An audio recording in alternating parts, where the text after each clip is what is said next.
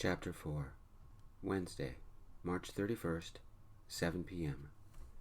Tomas.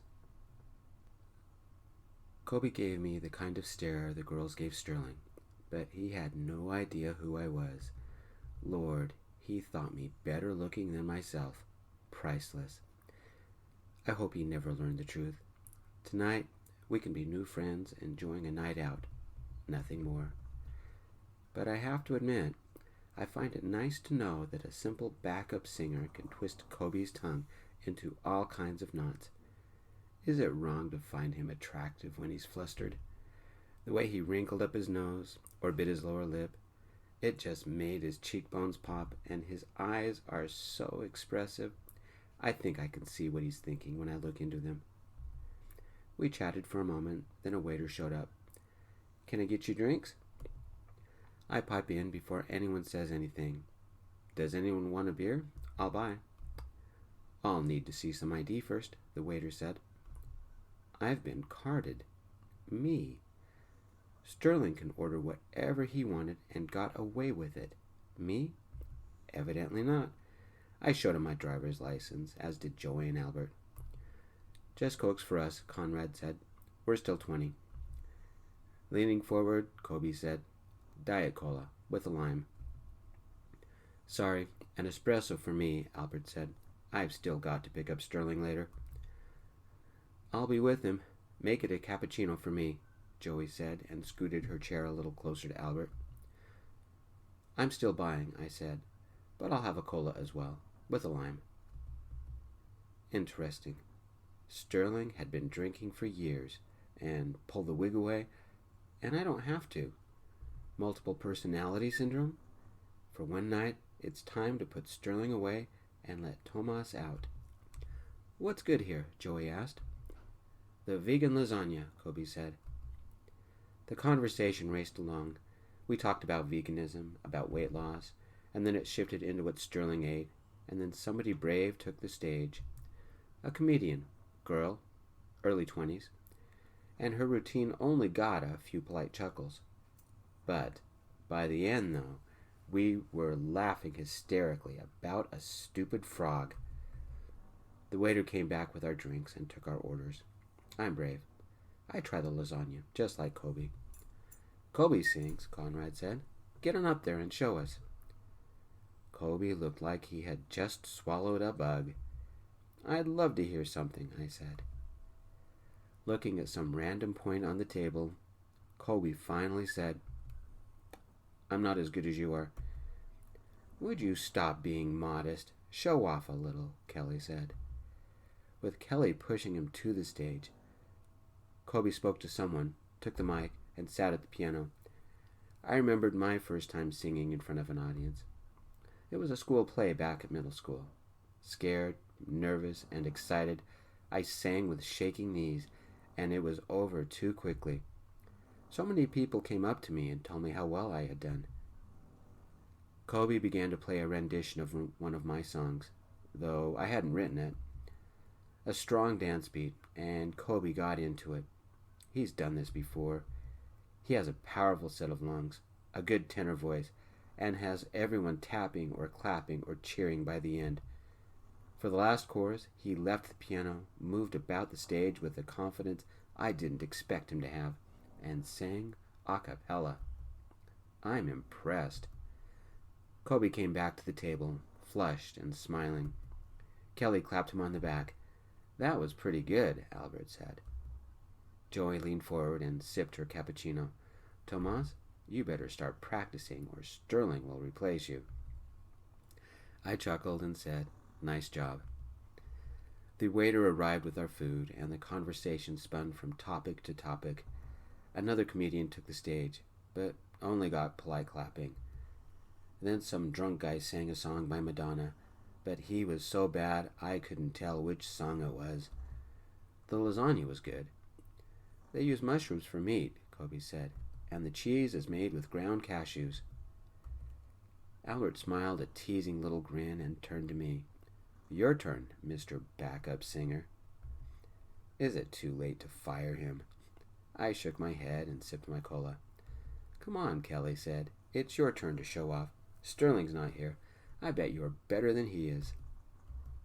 Joy was taking a sip at the time and accidentally sprayed the table. "Sorry." She wiped it up with a napkin. I let out a sigh. Whatever. The problem? If I do one of Sterling's songs, I'll sound like him and maybe blow my identity. I'm having too much fun right now to risk that. This is the most fun I've had in years, and I don't want to spoil it. The other option is a song that I've written. Biting his lip, Coby took my hand and led me to the stage. He could have grabbed me by the shoulders or simply led the way, but he took my hand. For a moment, I caught him looking back at me, and an odd look crossed his face. I don't think he realized he took my hand until he did it. I liked it, though. A gesture. Maybe a friendship? Of one lonely man to another? Then I'm off at the stage. There's a DJ, and I tell him what I want and what tempo. The DJ was shocked that somebody knew this, and Coby stayed near, possibly offering moral support. It's my turn to sit down at the piano. I haven't used a piano in a long time. It's usually electronic keyboards. I have a portable one back at the hotel I use all the time. My fingers haven't forgotten the keys, and a quick riff to warm up. Then I began. The canned drum started, a slower beat than one of my other songs, and I timed the piano with it. It's the song my agent hated, about the unrequited love of one man for another, until I sing the final chorus and they get together. Not a dance song, like most of Sterling's, but a ballad. Somewhere in the middle of the song, Joey, Albert, Kelly, Conrad, and Coby got out their phones and were recording me, as is half the audience. Is it vain of me to hope that somebody will post this and Tomas will get 1 million hits on YouTube? When I finished, there isn't polite clapping, but stomping and cheering, and a lot of people are standing. With a quick swipe of his hand, Coby wiped an eye. He didn't think anyone noticed, and I'm afraid he might think the song is about him. I handed the mic back to the DJ, and I walked over to Coby. I've never sung that song in public before. It's one I wrote. What do you think? Wow, if Sterling could write like that, Coby said. The lyrics have some issues. Maybe you can help me with them? This time I grabbed his hand and led him back to the table. The flow in the chorus doesn't quite work with the melody. We continued eating, and when the waiter returned, I ordered paper and a pen. Once it arrived, I wrote the lyrics down, and then Coby and I found ourselves in our own little world, going over the words and humming bits of melody as we worked through the song. We'd been there 3 hours, but it only felt like 30 minutes. Joey and Albert snuggled together, as did Kelly and Conrad. The waiter brought us refills, and I think we had the song figured out. Then I had another idea. Let's sing a duet, you and I. Coby looked at me as if I had grasshoppers growing in my hair. I only know Sterling songs, nothing else. I smiled and said, I know them too. Remember, I'm what makes him sound like a star. Choose one. Let's see how we do. White Silk Lover, Coby said. It's great to jog to. Wednesday, March 31st, 10 p.m. Coby. Tomas was serious. He wanted us to sing together. A professional wanted me to sing with him. Taking my hand, Tomas led me back to the stage. Kelly was already cheering, and soon Joy and the guys were as well. I didn't have time to be nervous. The DJ said, What do you need? Just the piano. I interlaced my fingers, stretched them out, and cracked my knuckles. Ready. Tomas didn't even hesitate to drag me onto the stage. Of course, he sung background vocals with Sterling. We took the stage, 2 microphones ready. Pulling one over to the piano, I adjusted it, wincing at the electronic squeal. I hoped my sweat didn't show, and scooted the bench closer to the keyboard. I took a breath, ran my fingers across the keys, and nodded at Tomas. I attacked the piano and pounded it as hard as my fingers would let me. I started the intro. White Silk Lovers is not a calm, peaceful song. A fast beat, wild music, and 2, 3, 4, Tomas shouted, and we began. 4/4 time, traditional C major. The music is so powerful, I'm dancing, on the bench, and Tomas sat beside me. I've never sung a duet outside of college before, but it didn't matter. Some places we're a little off, other times we are spot on. It became less of a lead singer with a backup singer and evolved into a true duet. I sung one line, he sung the next, and it went back and forth, with us both singing the chorus. He added a classic Sterling riff during the interlude, and I harmonized with him. Kelly, Joey, and almost the whole audience are recording us. The final stanza changed to B-flat minor, 3/4 time, no beat. It's almost a cappella, and I can't believe how good Tomas is. Controlled vibrato with high notes that make my heart stop. When he sang this part, it's with a tenderness I've never heard Sterling use before. Then it's my turn. For a second, I am terrified, but the music moved too fast for that. I know I'm not as good as he is, but I do my best. Then the final chorus, back to 4/4 time and C major. I murder that poor baby grand. It's a tough old instrument, and it can take anything I dish out. I let it have it, and Tomas has a voice as powerful as I can pound.